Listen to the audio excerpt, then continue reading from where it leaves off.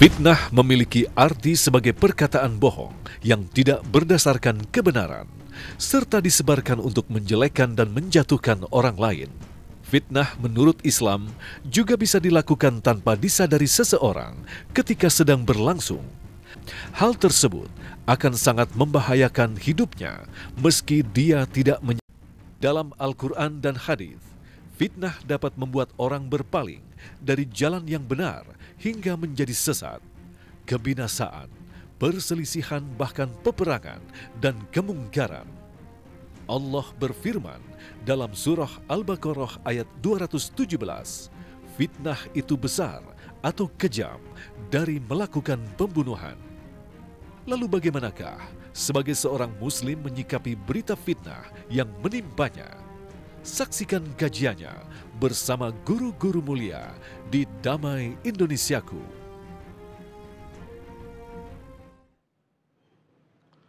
Assalamualaikum warahmatullahi wabarakatuh.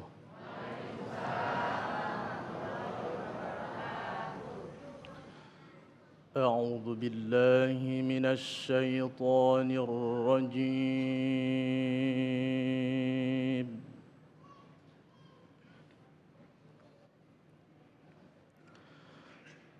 بسم الله الرحمن الرحيم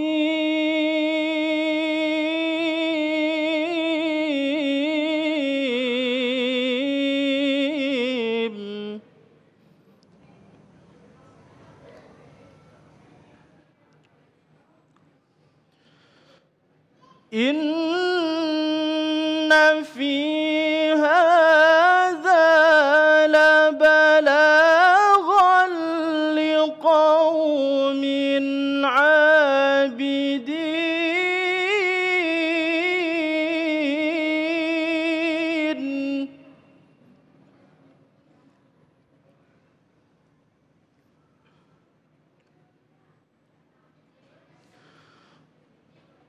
وما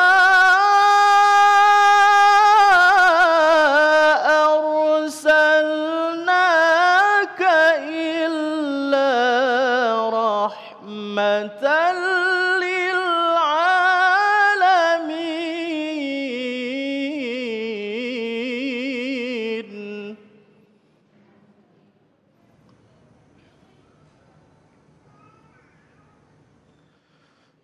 قل إنما يوحى إلي أنما إلهكم إله واحد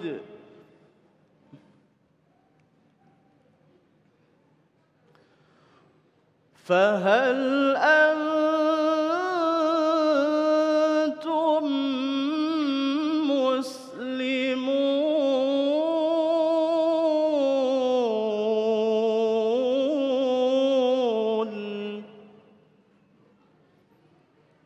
صدق الله العظيم.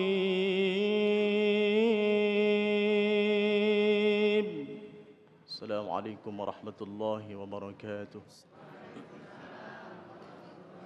Assalamualaikum warahmatullahi wabarakatuh. Alhamdulillahirabbil alamin. Allahumma shalli ala sayyidina Muhammad wa ala ali sayyidina Muhammad. Segala puji bagi Allah yang kembali mempertemukan kita dalam majelis Ilmu Damai Nusaku yang kali ini disiarkan secara langsung dari Masjid Ar-Raudhah Cilodong Depok. Kita akan mengangkat tema yang tentu saja tema ini patut dan tentu saja harus kita angkat berkaitan dengan apa yang kita hadapi saat ini, bertebarnya fitnah di hadapan kita. Judul kita adalah fitnah menghancurkan perdamaian, yang akan disampaikan oleh guru-guru yang telah hadir bersama kita, Ustadz Abdul Muta'ali dan Ustadz Hilmi Firdausi. Dan seperti biasa, pemirsa bagi Anda di rumah yang ingin mengajukan pertanyaan berkaitan tema kita, kami persilakan Anda mengirimkan melalui Instagram di @dame_tv1. Inilah Damai Indonesiaku yang dipersembahkan oleh Sarung Wadimor, tentu sarung kita. Selamat mengikuti. Assalamualaikum warahmatullahi wabarakatuh. Bismillah wassalatu ala Rasulillah لا حول ولا قوة إلا بالله رب اشرح لي صدري ويسر لي أمري واحلل عقدة من لساني يفقه قولي واجعل لي وزيرا من أهلي أما بعد. Para alim ulama, para guru, para sepuh bin sepuh di wilayah Cimanggis, Depok, khususnya jamaah Masjid Ar-Raudhah, betul ya ibu-ibu ya, serta seluruh pemirsa Damai Indonesiaku, TV One dimanapun Anda berada. Islam bukan hanya agama yang artinya damai dan mendamaikan, tetapi juga Islam adalah konstruksi pranata sekaligus metode. Bahkan memuat metodologi bagaimana mengurai permasalahan dengan apik, ciamik, komprehensif, akurat, dan ujungnya penuh dengan kemuliaan, alias berakhlakul karimah. Metodologi yang ditawarkan oleh Islam itu dari hulu ke hilir, dari mulai masalah personal, komunal, dan masalah global hingga masalah keyakinan. Metodologi Islam yang isinya akhlak yang mulia dalam level personal itu dibangun dalam sebuah narasi hadis Nabi SAW, al-muslimu man salimal muslimuna min lisanihi wa yadihi.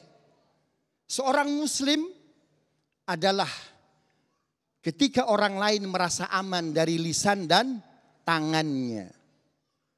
Dalam sejarah Islam dicontohkan bagaimana hebatnya metodologi Islam menguraikan masalah sisi personal. Salah seorang istri Nabi namanya Juwairiyah binti Al-Harith bin Dirar. Ini anak kepala suku Yahudi. Bapaknya tewas, suaminya tewas. Saudara laki-lakinya tewas ketika konflik peperangan dengan umat Islam.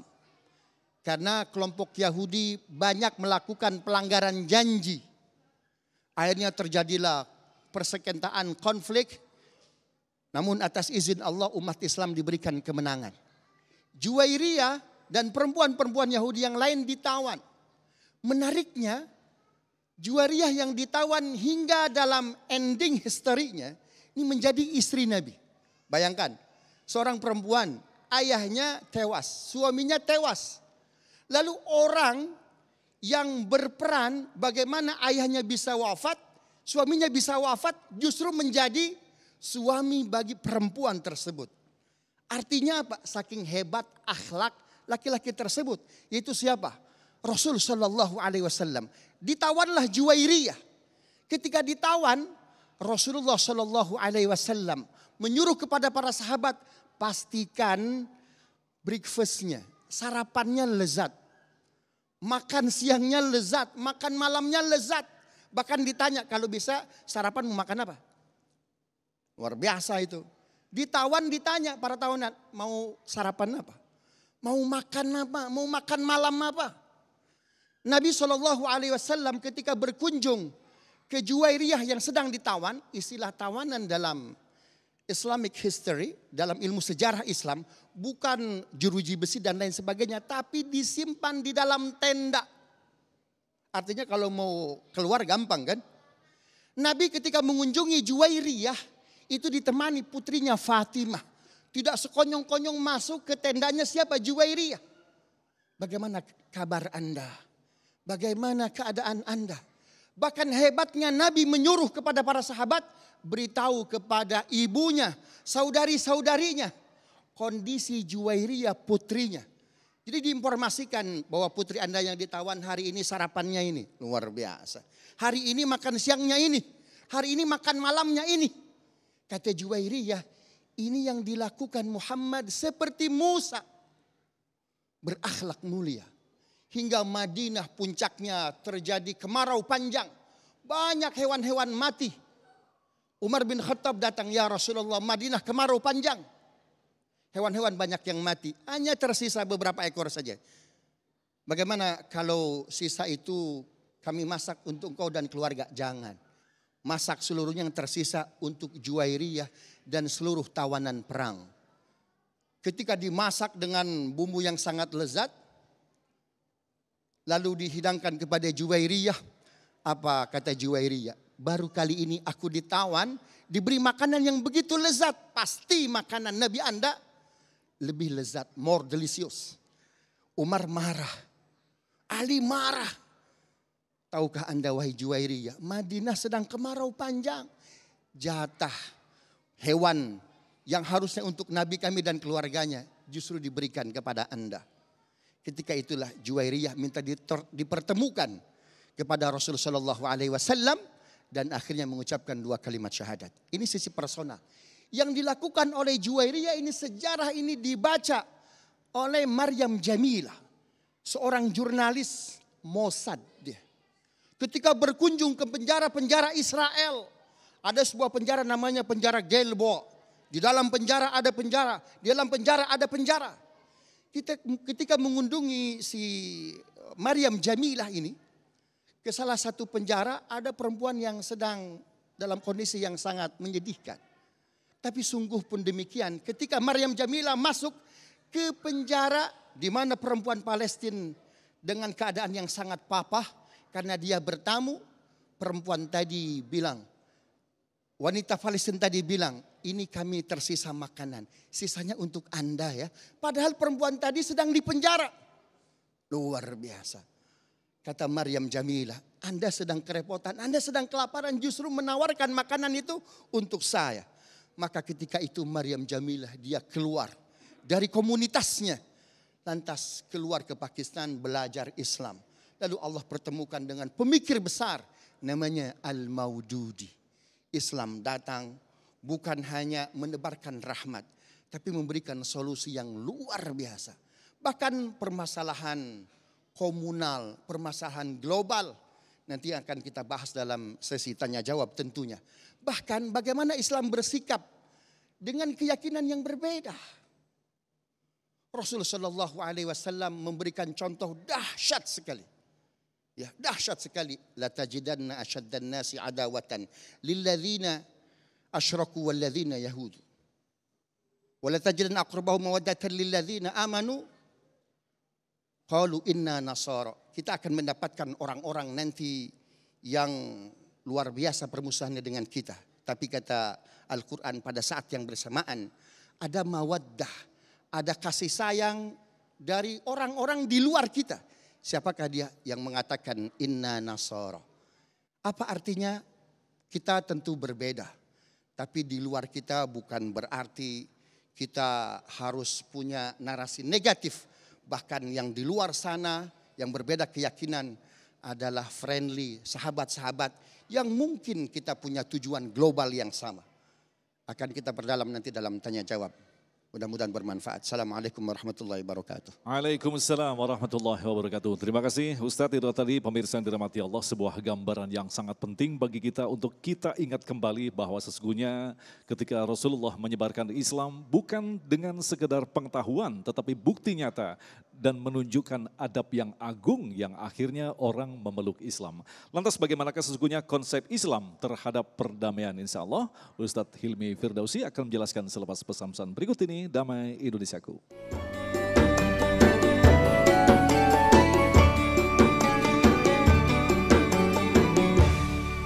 Baik, terima kasih pemirsa, masih bersama kami Damai Indonesiaku yang mengangkat tema tentang fitnah menghancurkan perdamaian. Sebelum kita masuk lebih dalam lagi untuk mencermati penyakit yang disebut dengan fitnah, kita akan memahami terlebih dahulu konsep Islam terhadap perdamaian. Silakan Ustadz Hilmi.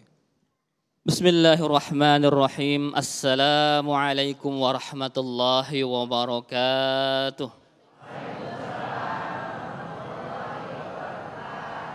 Alhamdulillah. Alhamdulillahilladzi khalaqal mauta wal hayata liyabluwakum ayyukum ahsanu amala wa huwal azizul ghafur.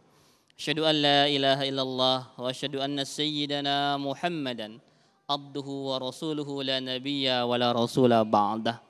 Allahumma fasalli wa sallim wa barik ala hadzal nabiyil karim. Sayyidina wa habibina wa syafi'ina wa maulana Muhammadin.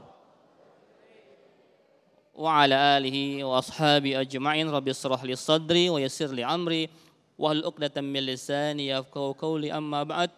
Guru kita bersama Ustaz Abdul Muta'ali, kita doakan beliau semoga selalu Allah berikan keberkahan, diberikan perlindungan Allah Subhanahu wa taala, disehatkan badannya dan kelak husnul khatimah. Amin. Sahabat seperjuangan saya Ustaz Agung, kita doakan beliau selalu istiqomah dalam membawakan acara yang luar biasa Damai Indonesia ini. Amin. Jamaah semua orang Depok nih ya, Masya Allah. Luar biasa, seragamnya kuning hitam. Ya. Biasanya ada ini pink sama hitam. Black pink, ini yellow black ya, nggak black pink ya, alhamdulillah. Ibu-ibu berseragam, bapaknya nggak berseragam TV-nya, Masya Allah ya. Tandanya ini modal Pak. Bapaknya nggak modal ini, Masya Allah ya. Inilah Islam, indah ya, ada yang pakai seragam, ada yang nggak berseragam. Berantem nggak? Enggak, ngapain berantem? Ya. Yang berseragam pakai seragam, yang enggak juga enggak apa-apa. Itu namanya toleransi. Islam sendiri berasal dari kata aslama yusallimu islaman. Tunduk patuh. Untuk apa? Untuk mendapatkan keselamatan di dunia wal akhirah. Tunduk kepada Allah, patuh kepada Allah supaya kita selamat. Nah, selamat ini ternyata bukan selamat pribadi, tapi juga menyelamatkan saudara-saudara kita yang lain. Bapak Ibu, hari ini kalau kita ngeliat Islam tuh sedih. Islam tuh di mata dunia identik dengan apa Pak? Tuh, jawab sendiri. Ya, belum ngomong saya. Islam identik dengan kekerasan, dengan terorisme, dengan kemiskinan, keterbelakangan, keterpurukan. Semua yang jelek-jelek itu melekat sama agama kita. Padahal Islam itu agama kita, agama yang sempurna. Al-Islamu ya'lu wa la yu'la alaih.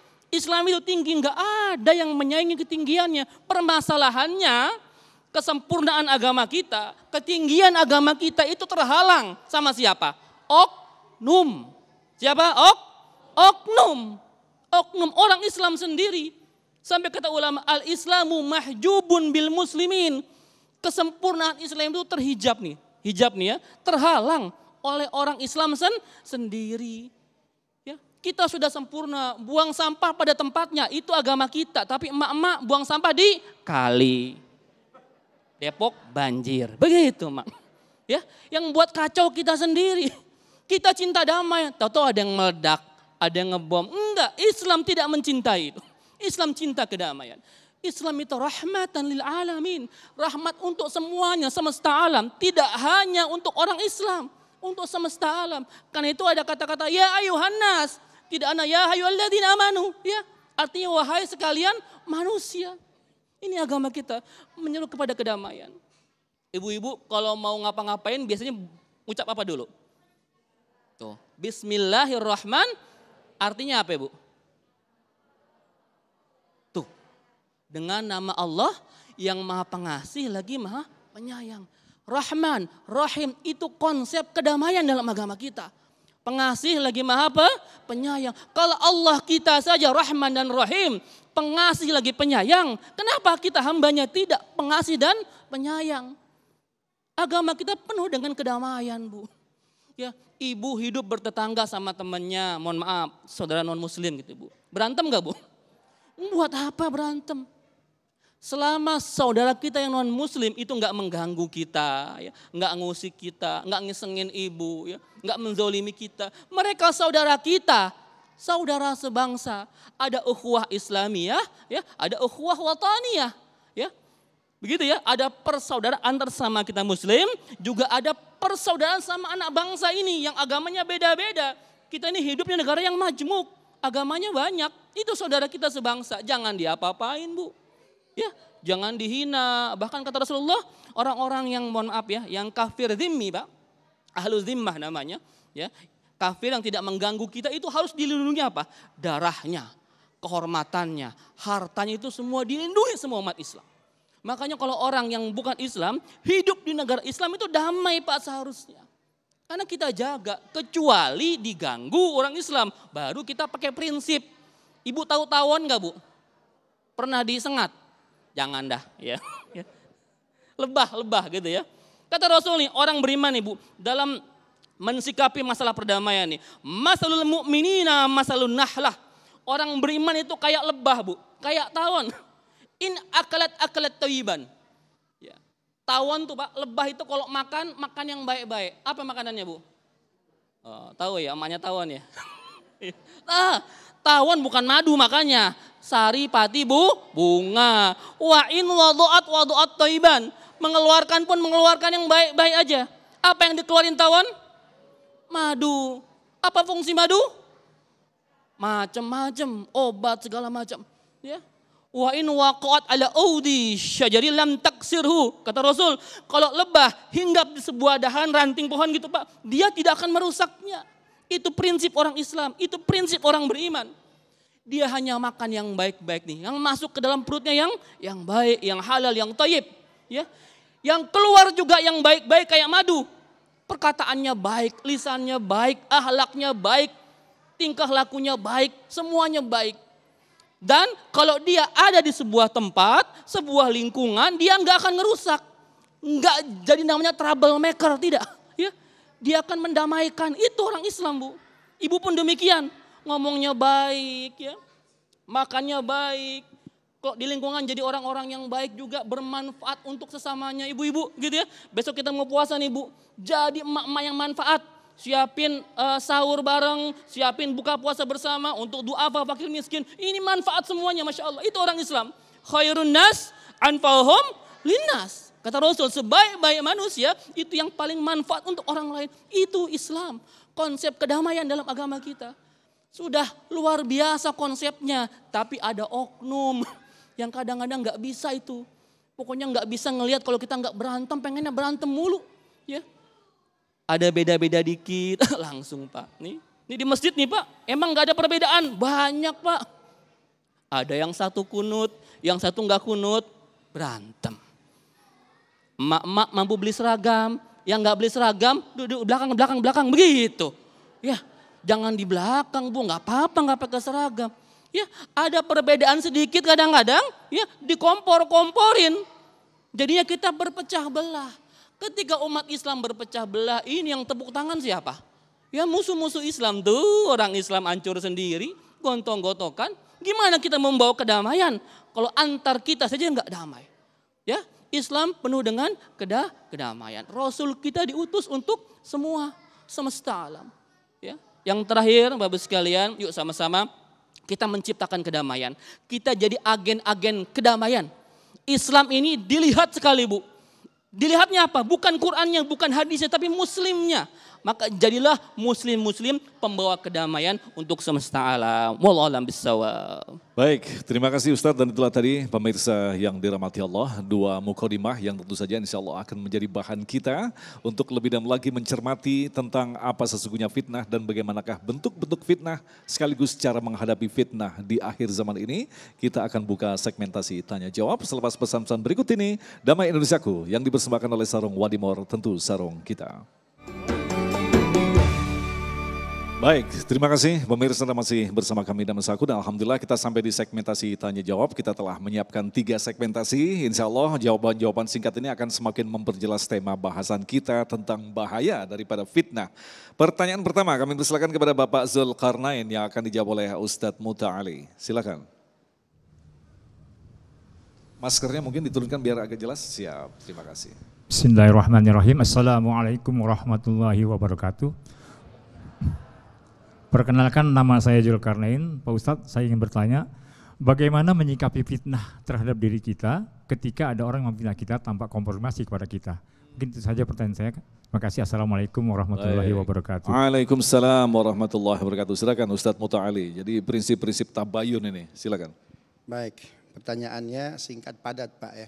Jadi Al-Quran sudah memberikan literasi yang luar biasa. Ya ayyuhalladzina amanu in ja'akum fasikum binaba'in fatabayyanu. Orang-orang yang beriman, ketika datang seseorang membawa berita, maka tabayyun dulu. Menariknya Al-Quran ketika berita tersebut tidak jelas benar ataupun salah, maka dihukumi pembawa berita, announcer tersebut adalah fasik. Ayyuhalladzina amanu in ja'akum fasikun. Siapapun yang bawa berita itu tidak jelas benar atau tidak, maka hukumnya dia fasik. Artinya apa? Agar kita cross check dulu, tabayyun dulu, untuk tidak mudah kita memvonis. Ya. Tapi sebetulnya kalau kita baca sejarah bangsa kita, memang bangsa kita ini dijajah, ya, khususnya Sumatera itu dengan fitnah. Ada satu provinsi Aceh, itu nggak bisa Belanda masuk, ya, sehingga seorang Christian Snok Horgronya, dia mesti pesantren dulu di Ummul Qura di Mekah 10 tahun sampai hafal Quran, menguasai Bukhari Muslim. Lalu kembali ke Indonesia ketemu Hadratus Syekh Hashim Asy'ari. Ditanya oleh Hadratus Syekh Hashim Asy'ari, Snok, Anda hafal Quran, menguasai Bukhari Muslim, kenapa enggak masuk Islam aja? Apa jawabannya? Khatamallahu ala qulubihim wa ala samim. Jawabannya dengan Quran, Allah telah menutup mata batin saya. Setelah dia hafal Quran, setelah dia kuasai hadis dan lain sebagainya, dia datang ke Aceh. Dia bilang apa? Masyarakat Aceh, kami Belanda bukan penjajah. Yang menjajah kalian itu adalah Islam. Kenapa? Islam itu memberangus budaya kalian. Lalu Snok Horgronya dia mengannounce sebuah buku yang disebut dengan Common Law, hukum adat. Di situ ada propaganda yang luar biasa, ya, yang ditawarkan oleh Christian Snok Horgronya. Di antaranya mengubah kurikulum yang sudah dipahami oleh masyarakat Islam. Contohnya apa? Contohnya tentang sedekah, zakat, wakaf, infak. Dia baca Quran karena kan pesantren 10 tahun. Ternyata Quran isinya sedekah, zakat, wakaf, infak. Ini kalau ajaran ini dibiarkan, Belanda gak bisa masuk. Kenapa? Karena para pejuangnya akan bahu-membahu ditopang oleh masyarakat dengan sedekah, dengan infak, dengan wakaf. Bagaimana agar sedekah, infak, wakaf ini tidak membumi di bumi Aceh. Dia keluarkanlah teori yang dia ambil dari Adam Smith. Adam Smith itu ya seorang teoritis ekonomi yang punya 2 teori, pembangunan ekonomi dan pertumbuhan ekonomi. Salah satu teori hebatnya apa? Menabung pangkal kaya. Maka dibilanglah kepada masyarakat Aceh menabung pangkal kaya. Maksudnya apa? Agar jangan sedekah, agar jangan infak, agar jangan wakaf. Islam mengajarkan sedekah pangkal kaya. Diubah itu. Dan masih banyak lagi. Itu yang dibangun oleh siapa? Oleh Snok Horgronya. Ya, Haji Agus Salim. Dia meminta kepada ayahnya Gus Dur, Wahid Hashim, ya, yang akan jadi Menteri Agama pertama kali di Republik kita. Itu adalah 2 orang, ya, salah 2 orang dari beberapa orang yang diminta untuk menyiapkan pembukaan Undang-Undang Dasar. Kata Haji Agus Salim, Kiai saja yang bikin draft pembukaan Undang-Undang Dasar. Oh enggak lah, Haji Agus Salim yang jago hukum internasional. Enggak, saya nanti akan menerjemahkan. Tapi Kiai yang akan memberikan rambu-rambu agamanya kalau bisa dari hadis-hadis Nabi Kiai. Itu Wahid Hashim, Kiai Wahid Hashim, ayahnya Gus Dur. Itu membacakan satu hadis yang akan nanti menjadi salah satu drafting, ya, teori penting dalam pembukaan kita. Dia bacakan satu hadis, man ra'a minkum munkaran falyughayyirhu biyadihi. Barang siapa melihat kemungkaran, ubah dengan tangannya. Diterjemahkan oleh Haji Agus Salim, hebat betul. Apa terjemahannya? Bahwa penjajahan di atas dunia harus dihapuskan. Lihat terjemahannya luar biasa. Kenapa? Karena penjajahan itu adalah fitnah. Adu domba masyarakat sini, Aceh dengan ini, ya, Jawa dengan ini. Subhanallah. Jadi sebetulnya desain bangsa kita adanya penjajahan. Ini fitnah kebangsaan yang luar biasa. Karena itu literasi kita harus diingat. Kata Bung Karno apa? Jas merah. Jangan lupa sejarah. Baik. Begitu Mas Agung. Baik, terima kasih. Selanjutnya kami persilakan kepada Ibu Rinrin Rihayati yang akan dijawab oleh Ustadz Hilmi. Assalamualaikum warahmatullahi wabarakatuh.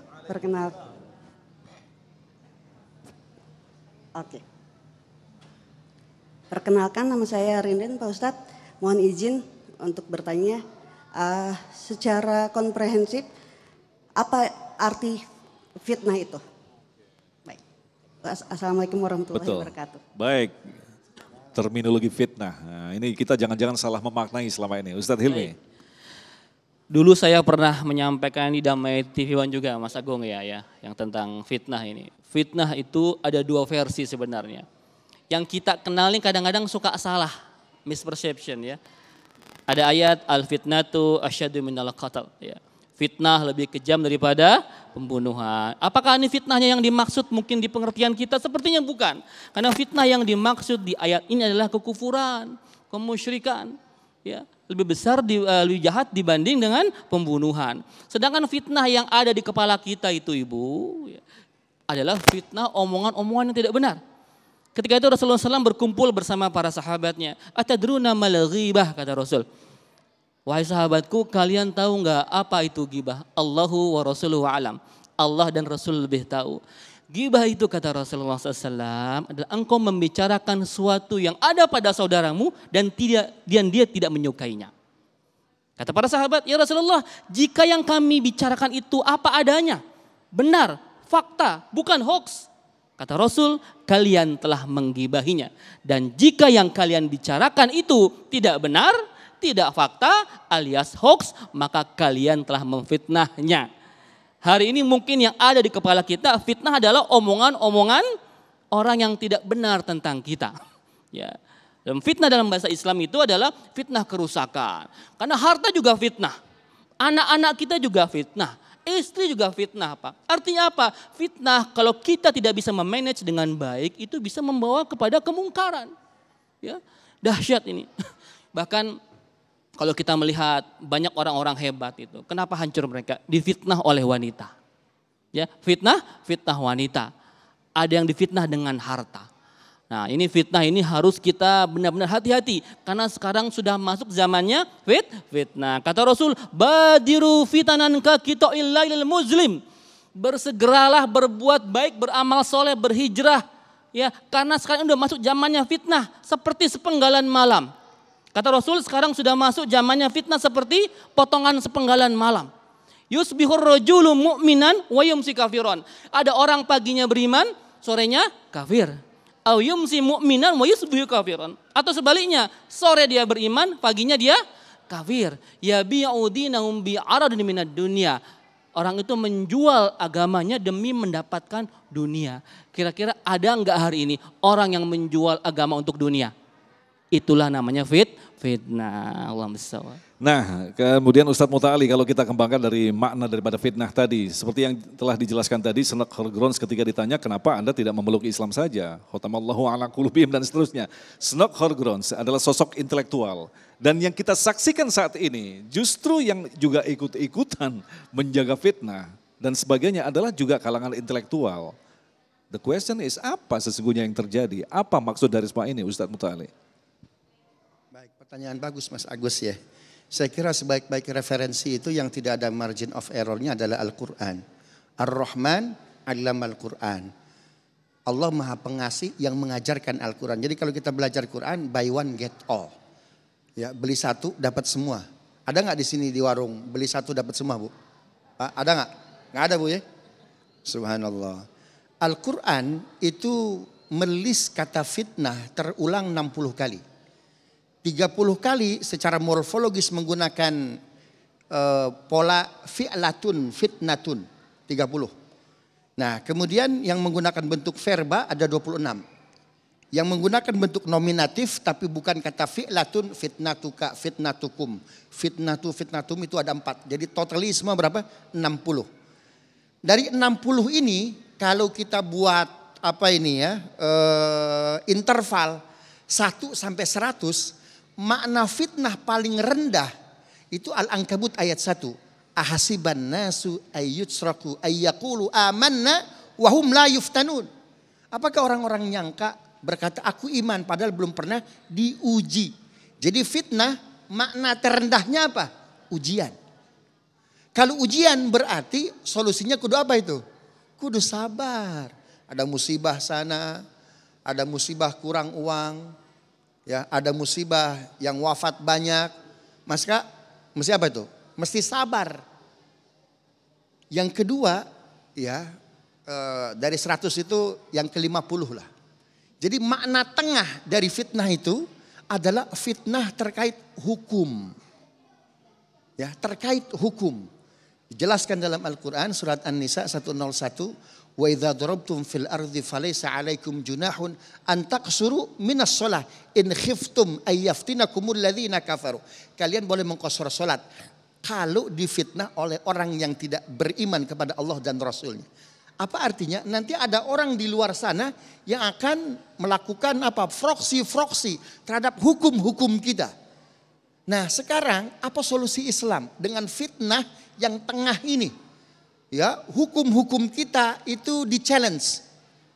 LGBT dan lain sebagainya, nikah yang sekarang sedang ramai itu. Apa sikap kita? Dalam sejarah Islam ada 2 ilmuwan yang menghadapi fitnah hukum ini. Pertama Ahmad bin Hanbal, dia istiqamah. Ketika ditanya oleh salah seorang sultan, "Hei Ahmad bin Hanbal, Al-Quran ini qadim atau hadis?" Kan begitu kan? Dia jawabnya tegas, Al-Quran itu qadim. Akhirnya apa? Mesti di Hotel Prodeo. Kan begitu. Ternyata semua ulama yang istiqamah seperti Ahmad bin Hanbal semua di Hotel Prodeo. Kalau semuanya seperti itu, siapa yang akan mentarbiyah umat? Maka Imam Syafi'i hadir sebagai ilmuwan yang punya metodologi yang berbeda. Ya, dia tidak cari muka, tetapi tetap istiqomah, namun dengan narasi seperti Damai Indonesiaku, Mas Agung. Ketika ditanya oleh Khalifah, "Wahai Muhammad bin Idris Asy-Syafi'i, apakah Quran hadis atau qadim? Baru atau tidak ada yang mendahului? Kalau Allah qadim, maka Al-Quran qadim." Apa jawab Imam Syafi'i? Dia ambil mushaf. Anggaplah ini mushaf nih ya. Kalau yang ini hadis. Kan mushaf itu dicetak, ditulis kan. Kena hujan bisa apa? Kebasahan, dirobek bisa apa? Bisa robek.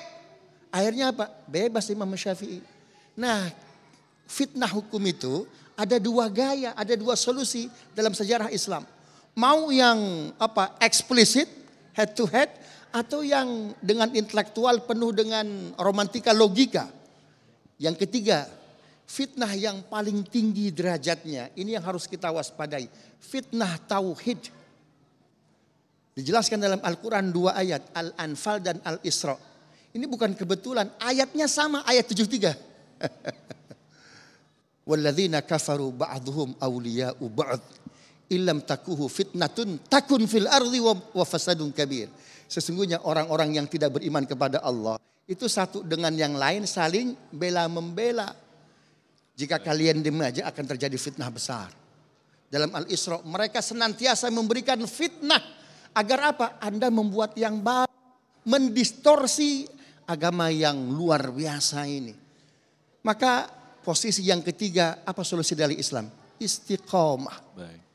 Istiqomah. Begitu Mas Agung. Luar biasa sekali, insya Allah paparan tadi kita akan lanjutkan dalam segmentasi selanjutnya. Tetaplah bersama kami, Damai Indonesiaku.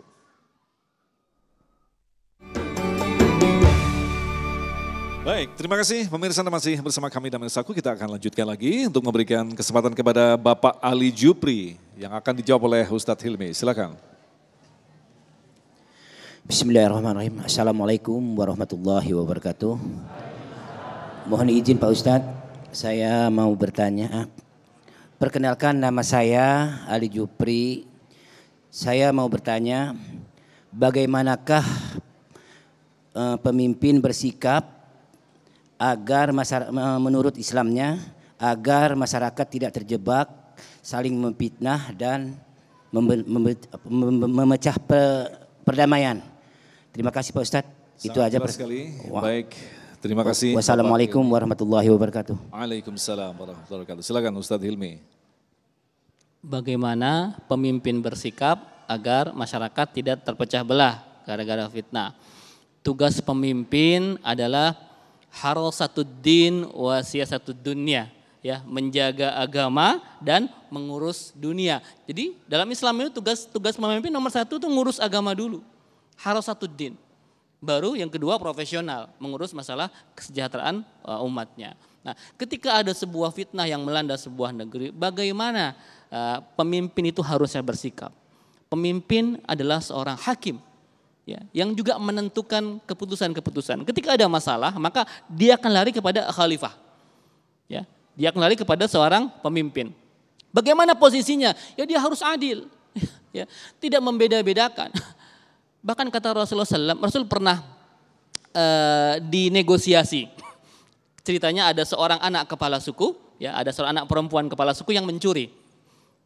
Dalam Islam jelas hukumnya apa? Dipotong tangan. Kebetulan dia anak kepala suku dan punya koneksi kepada circle-nya Rasulullah, orang-orang pertamanya Rasul.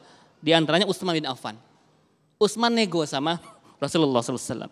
Ya Rasulullah, ini anak kepala suku loh.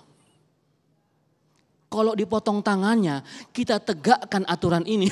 Bagaimana nanti? Itu anak kepala suku loh, anak pejabat loh. Rasul dengan muka merah beliau marah.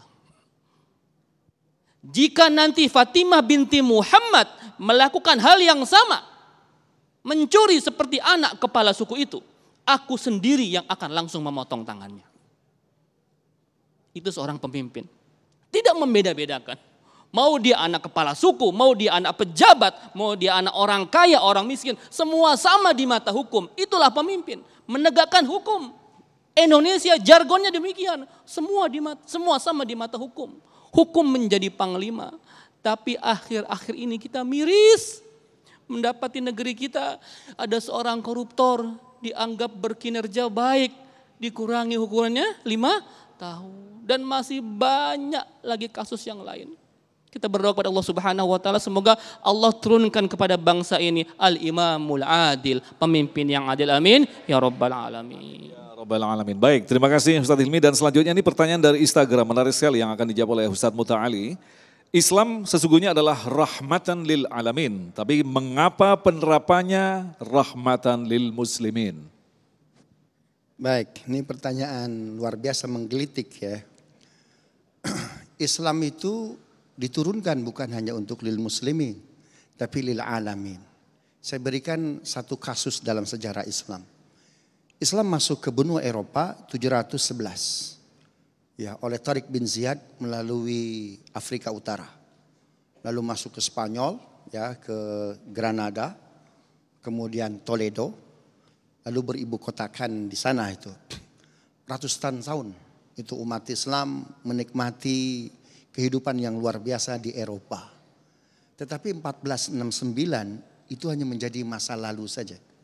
Ketika Isabel dan Raja Ferdinand masuk bisa mengalahkan itu Muhammad As-Saghir. Ya, ini pemimpin muslim terakhir di benua Eropa. Bahkan ketika itu umat Islam hanya diberikan 2 pilihan. Kalau mau masih menetap di sini, Anda harus menanggalkan keyakinan. Kalau tidak, keluar dari bumi Spanyol, Andalusia. Maka umat Islam lebih baik apa? Keluar dari Spanyol. Ada sebagian yang sedikit tinggal di mana itu? Tinggal di Andalusia. Yang sekarang disebut kelompok Moriscos. Masih ada sekarang.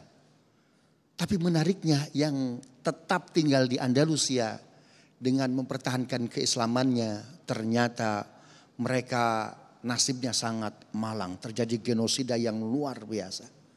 Pada saat yang bersamaan ada raja baik di Ottoman namanya Bayazid. Tidak terima saudaranya sekeyakinan digenosida. Lantas dia ingin melakukan aksi yang sama, pembalasan kepada orang-orang yang lain keyakinan. Andaikan kalau ini dilakukan akan pecah dunia keberapa nih? Perang dunia keberapa? Seperti Rusia dan Ukraina ya. Akhirnya dia siapkan pasukan Bayazid II. Kita akan melakukan hal yang sama yang dilakukan oleh Isabel dan Ferdinand. Ya, semangat Isabel Ferdinand ketika melakukan genosida terhadap Muslim Andalusia namanya Reconquiste ya. Ketika sudah menyiapkan pasukan, tiba-tiba seorang ulama datang menasihati Bayazid II. Ya Khalifah, al-Islamu la yantaqim. Islam itu bukan agama pendendam. Andaikan Bayazid mengerahkan pasukan dan dibiarkan, subhanallah, akan terjadi Baratayuda yang luar biasa, pembunuhan yang luar biasa. Bukankah ini rahmatan lil alamin? Ya, ketika dinasihati oleh ulama, al-Islamu la yantaqim ya Bayazid. Islam itu bukan agama pendendam. Tiba-tiba langsung mereda dia. Apa kata Bayazid? Hentikan, tidak boleh ada perpecahan di antara anak bangsa. Subhanallah, ini luar biasa sikap ini. Islam agama rahmatan lil alamin bukan hanya dari sisi sejarah, tapi dari sisi pengetahuan. Kita kemarin 2 tahun kenapa nih ibu-ibu, bapak-bapak? Kenapa nih? Kena pilek, kena flu ya. Pandemi COVID-19. Subhanallah. Islam memberikan konsep. Saya nulis buku Mas Agung ya. Bukan kampanye ini. Fikih COVID-19. Islam punya literasi yang luar biasa. Biasanya Quran itu berbicara hal-hal yang makro aja. Yang umum-umum aja. Aqimus sholat wa atuz zakat. Dirikan sholat, tunaikan zakat. Tapi gerakan bacaan ada nggak di Quran? Nggak ada. Di sunnah dan lain sebagainya. Tapi ada 4 topik dalam Al-Quran dibahas tuntas. Pertama masalah waris. Kedua penciptaan manusia. Ketiga penciptaan langit dan bumi semesta awal, tengah hingga akhir. Sehingga Ibnu Katsir menulis buku Al-Bidayah wan Nihayah, awal dan akhir. Yang keempat yang dibahas tuntas oleh Al-Quran apa itu? Virus, wabah, nama-nama virus. Ya, Quran memberikan nama virus ada 3, 1 nggak pakai nama, yang kedua makhluk berbahaya, yang ketiga setan. Ya, ini 30 SKS Mas Agung. Gimana? Lanjut kita ya. Subhanallah. Nama virus dalam Al-Quran pertama nggak ada namanya. Al-Baqarah 26. Innallaha la yastahi ayyadriba mathalan ma ba'udatan fama fawqaha. Allah enggak malu-malu memberi perumpamaan seekor nyamuk atau yang lebih kecil dari nyamuk. Para ulama sepakat lebih kecil dari nyamuk itu adalah virus. COVID-19 berapa besarnya? 0,25 nanometer. Enggak kelihatan. Sesuatu yang tidak terlihat bukan berarti tidak ada. Fakta hasil kerja virus jelas. Ada 145.000 orang Indonesia Allah wafatkan karena virus ini. Allah nggak terlihat. Tapi bukan berarti Allah tidak ada. Ya, bagaimana virus ini bertransmisi? Dari mana dia asalnya? Hewan atau non hewan? WHO berdebat. Quran memutus perdebatan. Bahwa virus yang mematikan dari satu orang ke orang lain ini pasti dari hewan. Subhanallah. Surat Hud ayat 64-65. Kita lanjut Mas Agung. Nanti kita di segmen selanjutnya. Ini menarik sekali nih. Pasti semuanya ingin membeli bukunya Ustadz Muta'ali. Hubungi di bawah ini, begitu Ustadz ya. Tetaplah bersama kami, Damai Indonesiaku.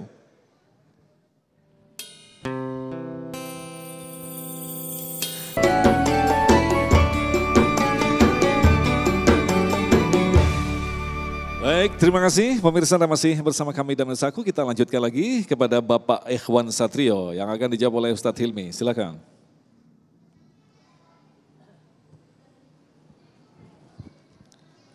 Assalamualaikum warahmatullahi wabarakatuh. Perkenalkan nama saya Ikhwan Satrio dari DKM Jami Ar-Raudhah. Jazakallah Ustadz tadi sudah cukup jelas menyampaikan bahwa Islam sendiri memberikan konsep perdamaian yang sangat komprehensif. Tapi karena ada oknum sehingga banyak fitnah yang terjadi. Terutama kalau kita perhatikan sosial media itu sangat luar biasa gitu fitnah yang terjadi. Dan fitnah itu juga sepertinya menimpa para ustadz atau mubalik.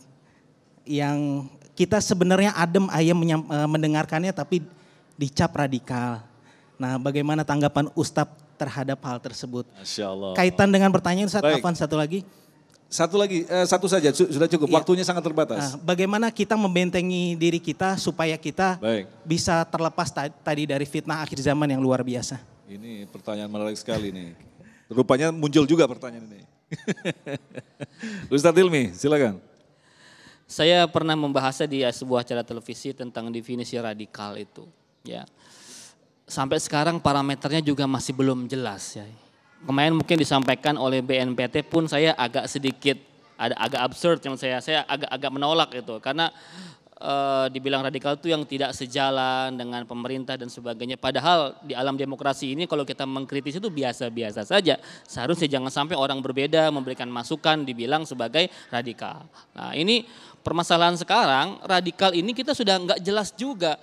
Orang mencap Ustadz radikal itu apa parameternya, apa ukurannya. Misalkan saya, misalkan dicap radikal begitu ya. Dari mana mengambil kesimpulan saya radikal? Ya, kalau antum semua yang suka ikut pengajian saya, apakah seperti ini casing radikal? Mama saya radikal enggak? Radikal kayak opa begini kan enggak lah ya.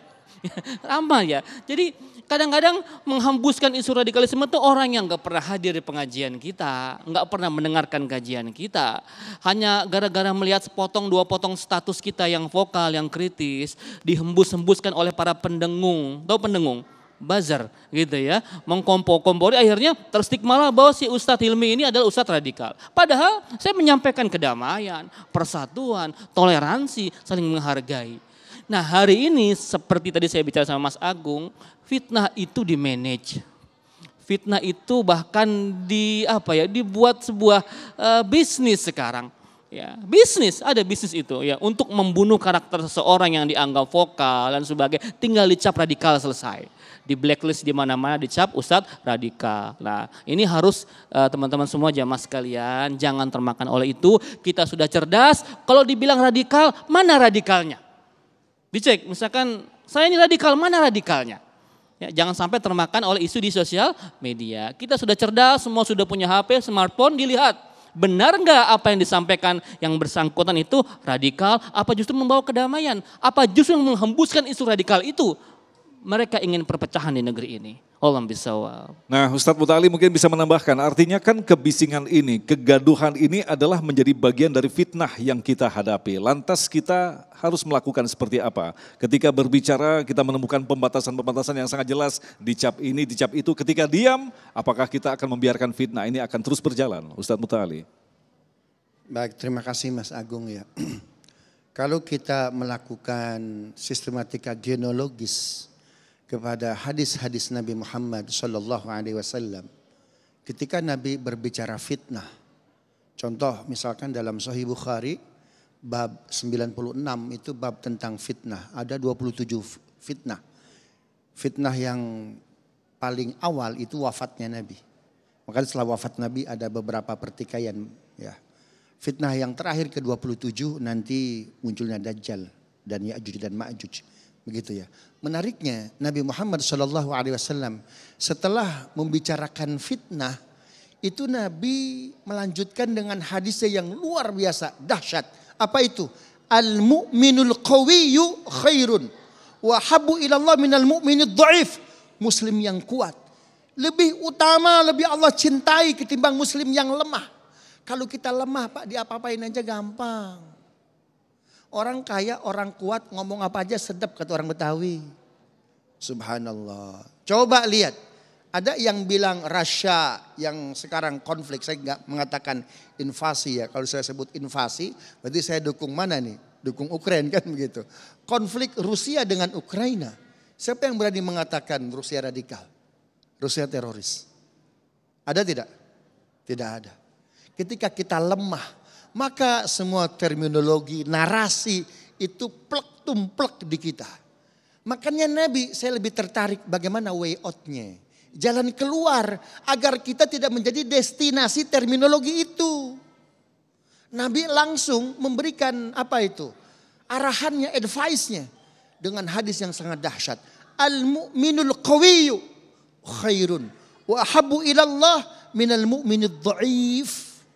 Muslim yang kuat. Ibu bapak kita harus kuat. Lawan dengan prestasi. Ya. Jangan kurang sedikit jadi manusia silver. Kurang sedikit jadi manusia badut. Ya, tangan di atas lebih hebat ketimbang tangan di bawah. Karena itu mohon maaf, ayo kita mulai dari etos keimanan. Etos pendidikan. Karena yang Allah akan tinggikan derajatnya cuma 2 golongan. Yarfa'illahu alladhina amanu. Kita harus punya ketahanan iman. Ada ketahanan pangan, ada ketahanan, ada resilient, alusista. Jangan lupa resilient keimanan, harus kuat dia. Yang kedua apa? Education, pendidikan. Pastikan anak-anak kita lulus SD, SMP, SMA, S1, S2, S3. Simon Peres. Ya, sebelum tahun 80-an dia bilang apa? One house, two doctors. Satu rumah orang Israel, 2 dokter. Mohon maaf, sebelumnya 1 dokter. Tapi 5 tahun sebelum dia mati, apa kata Simon Peres? One house, two doctors. Satu rumah orang Israel, 2 dokter. Dokternya ditentukan. Bidang eksakta dan bidang sejarah. Ubah dengan ilmu pengetahuan. Jepang 1942, Nagasaki, Hiroshima, hancur lebur. Tapi Jepang negara Asia pertama yang mengadakan olimpiade. Dengan apa itu? Dia kirim mahasiswanya, siswanya ke Eropa, ke Amerika untuk belajar. Karena itu kalau kita lapar nggak jadi masalah. Tapi anak kita harus jadi sarjana. Anak kita harus jadi doktor. Karena yang mengubah terminologi buruk itu, narasi buruk itu hanya apa? Prestasi. Paham Bapak Ibu ya? Paham tuh? Orang Sunda. Subhanallah. Begitu tuh. Lawan dengan prestasi. Kenapa? Sangat kompatibel. Ya, complicated juga masalahnya. Maka ikutilah apa yang Nabi katakan. Mukmin kuat lebih Allah cintai. Lebih utama ketimbang mukmin yang lemah. Karena dalam kondisi apapun coba. List radikal nomor 1. Para pejuang Palestina. Mereka tuh seperti peta membela tanah air. Tapi ada terminologi ini dan itu untuk mereka. Subhanallah. Ya, bahkan mereka menang sekalipun ya, di mana? Di daerahnya sendiri, di bangsanya sendiri atas nama demokrasi dan lain sebagainya enggak laku. Karena itu pendidikan ibu-ibu, bapak-bapak ya, pastikan jangan sampai anak enggak sekolah, anak tidak kuliah. Pastikan sampai doktor, boleh jual cendol, boleh jual bakso, tapi anaknya doktor. Ya, itu Mas Agung. Luar biasa sekali. Terima kasih guru-guru yang kita cintai, Ustadz Hilmi, Ustadz Muta'ali yang telah memberikan nasihat bagi kita. Insya Allah ini akan menjadi bahan bagi kita, sekaligus pengingat bagi kita untuk mencari jalan keluar yang terbaik, yang tentu saja berdasarkan apa yang telah dicontohkan oleh Rasulullah SAW menghadapi fitnah-fitnah akhir zaman. Tetaplah bersama kami, Damai Indonesiaku.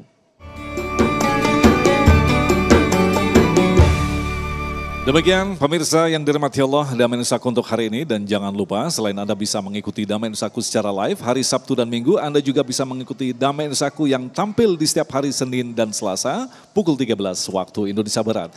Agung Izul Haq dan kerabat kerja Damai Indonesiaku serta pendukung acara ini Sarung Wadimor, tentu sarung kita, mengucapkan terima kasih atas perhatian Anda. Assalamualaikum warahmatullahi wabarakatuh. Allahumma salli ala Sayyidina Muhammad wa ala ali Sayyidina Muhammad. Alhamdulillahi Rabbil Alamin. Bismillahi ma Allah la yasukul khaira illallah. Bismillahi ma Allah la yasrifu su'a illallah. Bismillahi ma Allah ma kanat min ni'matin famin Allah. Bismillahi ma Allah la hawla wa la quwata illa billah. Rabbana atina min ladunka rahmatan wa hayyi lana min amrina rasyada. Sallallahu ala Sayyidina Muhammadin wa ala alihi wa sallam. Walhamdulillahi Rabbil Alamin.